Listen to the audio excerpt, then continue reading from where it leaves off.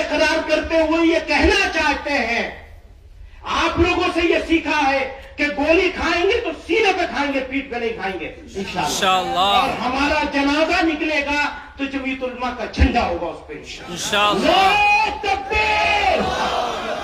جمعیت علماء ہند زندہ باد! جمعیت علماء ہند زندہ باد! حضرت مولانا محمود اسعد مدنی زندہ باد! بھائی کیا کر رہے ہو؟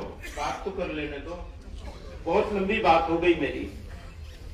تو بھاگنے کی تیاری کچھ نہیں ہے، جانا کہیں نہیں ہے، نہ جائیں گے نہ آپ لوگوں میں سے کسی کو جانے دیں گے۔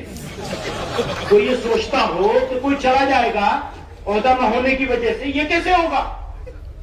جن کے پاس عہدہ ہے وہ اپنے تربیت یافتہ لوگوں کو اپنی حیات مبارک میں اپنے ہاتھ سے اس جگہ پہ بٹھائیں گے اور اس کی سرپرستی کریں گے، ہاتھ پکڑ کے آگے چلائیں گے۔ یہ تجویز ہے، یہ تو ہٹانے کی تجویز نہیں ہے۔ میں جو بات میں کہتا ہوں، یہ کہہ رہا ہوں، یہ میری بات نہیں ہے، یہاں موجود سب ذمہ داروں کی بات ہے، چاہے وہ صرف بحیثیت ممبر کے ذمہ دار ہوں۔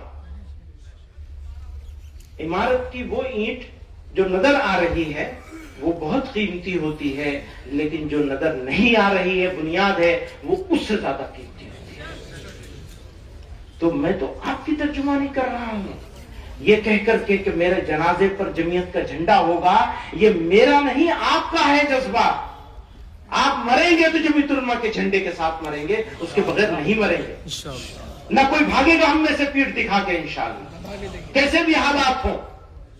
انہوں نے ان کا سورج نہیں ڈوبتا تھا، ان سے ٹکر لی تھی، جیلوں کو آباد کیا، پھانسی کے پھندوں کو چوما ہے،